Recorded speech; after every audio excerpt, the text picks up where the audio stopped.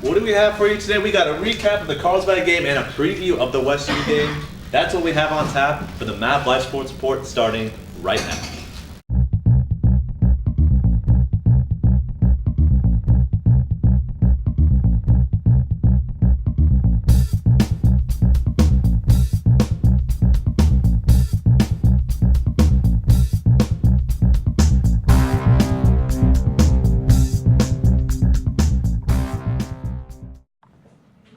Hey there everybody and welcome to the MavLife Sports Report, a special edition we have for you today. I'm Keith Demolder here with my co-anchor Connor Hines. Connor, what do we have on tap for today? Thanks Keith, we've got a packed show ahead for everyone today, kicking it off with a recap of last Friday's thrilling game against the Carlsbad Lancers in the Crosstown Classic.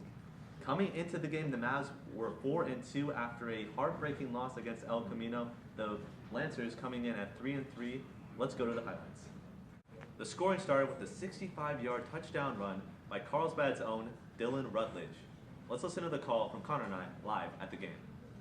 We see the Lancers set up shop at about the 34. Whitaker in the gun, gives it off to the tailback.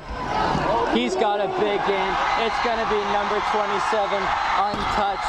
Dylan Rutledge. The touchdown, number 27. Dylan Rutledge. From the PA announcer, it's going to be a touchdown for the Carlsbad Lancers. The Mavericks' next two drives ended with punts. Yeah, Keith, definitely not the start La Costa Canyon was looking for early on. Quarterback Duke Mackel back after a left knee strain, unable to get anything going early for the Mavs. The Carlsbad's following drive, none other than running back Dylan Rutledge took the ball in from 1 yard out for a Lancer touchdown. Third and goal, like you just said. Whitaker is going to have one receiver to his left deep. It's looking like it might be a handoff to Rutledge. He's going to put his trust in Rutledge in this one, and he is going to go into the end zone. Touchdown, Lancers! It'll be a touchdown for the Carlsbad Lancers. It is 14-0 with the 1 yard touchdown the extra run. point. Following the score, LCC down 14-0, they were able to put their first points up on the board with a 1 yard quarterback run. The Mavs will get the ball back with little time left in the second quarter. Unfortunately, though, Duke Mackel's third down pass was intercepted by Carlsbad's Matt Sarkozy, who took the ball back 10 yards for the interception. 16 seconds on the clock still. And it's intercepted. It is intercepted by the Lancers. It's intercepted by number 34. We'll get his name in a second. Lancer ball. It's intercepted with 7 seconds to play in the half. That's not what you want to see going into halftime. It was number 34, Matt Sarkozy with the interception for the Lancers. With the Lancer interception. Strangely enough, the very next play saw Jackson Whitaker's first down pass intercepted by LCC safety Cole Yates to end the half, 17-7 Lancers. Here before the half, Whitaker with the snap. He's looking for a receiver out to the right. He's got a man deep, and it's intercepted in the end zone. Interception by the Mavericks. By number 33, Cole Yates, and that takes away the threat. The second half was a different story here for the Mavericks, as the Carlsbad Lancers started out with a field goal by Colin Riccatelli from 31 yards out, extending their lead 20-7 over the Mavericks.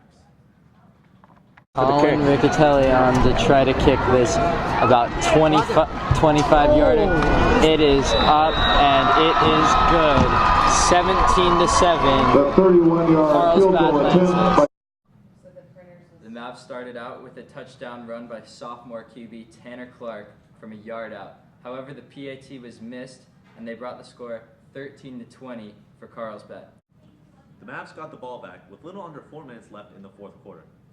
Senior quarterback Duke Mackel was able to lead the team 80 yards down the field, capping off the drive with a 7-yard touchdown run. This brought the score to 20-20, sending the game to overtime. The Lancers got the ball first and gave the ball to running back Dylan Rutledge from 1 yard out for a Lancer touchdown. Dylan Rutledge with a 1-yard touchdown run. So it will be Dylan Rutledge who ran that one in. 1-yard touchdown run. The Mavericks must score to keep their overtime hopes alive. That could be bigger than they think. The PAT is coming up.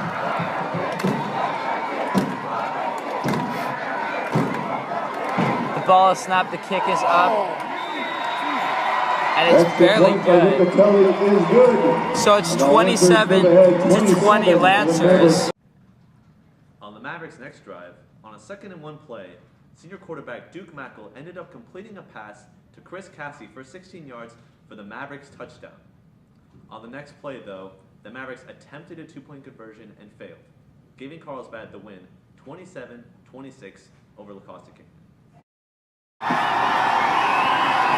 The public address announcer is trying to fire up the Carlsbad crew, but he's firing up this LCC side just as much as we see Mackel now in the gun. He has a receiver. He has Lawbucker. Touchdown. It is a touchdown. Touchdown, Chris Mavericks. Touchdown. Chris Cassie, you can put 6 on the board, baby. 27-26 with the PAT. Will be tied up once again. They're going to go for 2. How big is this? This is the game, folks. Duke Mackel's in the gun. He's got K. Jackson on the left side. He's going to take it himself. And He's got nowhere to win. The Lancers win. 27-26. Lancers win. Duke Mackel will be stopped, and the Lancers will win. Such a thrilling game. With the 27-26 loss against Carlsbad, LCC now has a 4-3 record. With an 0-2 record in league play, Connor, what does this mean for the for the CIF implications later this season? Yeah, Keith, it's so true. The Mavericks obviously struggling in league play now, 0-2 in the Avocado West play, losing to El Camino, now losing to Carlsbad. They're in a bit of a slump, so to speak, and they'll look to rebound this week against the Westview Wolverines, a struggling 1-6 Wolverines team who stand last in the Palomar League standings. Right, as you said, Connor, this Westview team 1-6 this season. What can we see from this passing offense of the Wolverines? Yeah, Keith, it's one of their strengths, passing through the air. They're above the national average in almost all passing categories, including passing touchdown and receiving yards per game, averaging 12.7 yards per completion, 134 passing yards on the average per game. Speaking of passing offense, Connor, the senior quarterback, Carlton Bjork for Westview, he has been exceptional this season. What do we have to look forward to on Friday night from him? Yeah, Keith, definitely right. At 6'1" and 180, he surpasses the national average in nearly every offensive category. 594 passing yards, 7 touchdown passes. He has thrown 7 interceptions on the season. Not to mention he's a multi-sport athlete, a baseball player as well. And he's leading this Wolverines team so far. They have a state rank of 426, so you can see some offensive inconsistencies that the Mavericks will definitely look to capitalize here on Friday night. This Wolverine defense has been inconsistent as of late, allowing the Ramona Bulldogs to go for 49 points last Friday night. Connor, what could we be seeing here from this Westview defense? Yeah, Keith, it's so true. I mean, they gave up 49 points at Ramona last week.